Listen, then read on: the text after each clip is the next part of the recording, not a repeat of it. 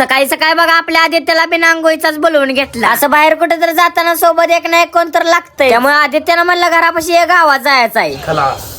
पहिलं का म्हणजे कॉलेजचा युनिफॉर्म इस्त्री करायला टाकला. ते झाल्यानंतर केस कापायला गेलो तर सहा असं मागं आलो कारण की दुकानात लय गर्दी होती. त्यात आपल्याला कॉलेजला जायला उशीर झालता. म्हणून म्हणलं केस कापायचं परत बघू, पहिल्यांदा कॉलेजला जायचं. आता तुम्ही म्हणशील कॉलेजला जायला एवढी झटापट का करायला? पेपर होती तो म्हणून तर एवढं सगळं करायला. फक्त कॉलेज तर असतं तर निवांत सुट्टी काढून झोपलो असतो. आवरलं, सकाळचं जेवण केलं आणि सॅक घेऊन बाहेर पडलो तसं डायरेक्ट कॉलेजमध्ये आलो. पेपर असल्यामुळे मोबाईल 2 तास सॅक मध्येच ठेवला तसा 2 तासानच बाहेर काढला तसा मी डायरेक्ट कॉलेजच्या बाहेर पडलो आणि घराकडे जायला सोडून मंडळापाशी आल्यानंतर एक काम करायचं होतं. ती काम करायच्या अगोदर पहिल्यांदा म्हणलं कॉलेजचा युनिफॉर्म बदलून आलो आणि राहिलेलं काम करायला घेतलं. ती काम म्हणजे ही फ्रेम नवीन करून आणायची होती म्हणून फ्रेमचं माप जे घेतलं मी, सुई आणि पिल्या गेलो बघा गावात आल्यानंतर श्री गणेश रेडियम मध्ये आलो. तिथं आल्यानंतर दादांना कशी पाहिजे तशी फ्रेम करायला सांगितली आणि दादा म्हणली करून ठेवतो, सायंकाळी 6 वाजता या. तसं सांगितल्यानंतर लगेच बाहेर पडलो आणि घर गाठलं. आणि बघा डायरेक्ट 6 वाजता जायचं, 3 जण बाहेर पडलो. गावात आल्यानंतर माझं एक छोटस काम होतं. ती म्हणजे आपल्या मोबाईल मध्ये ई सिम करून घ्यायचं होतं. मग तिथे गेल्यानंतर ती दादा म्हणली ज्याच्या नावावर कार्ड काढले ती व्यक्ती समोर पाहिजे. म्हणून मम्मीला लगेच घराकडे आणली आणि इथलं सगळं काम करून घेतलं. ई सिमचं काम झाल्यानंतर घराकडे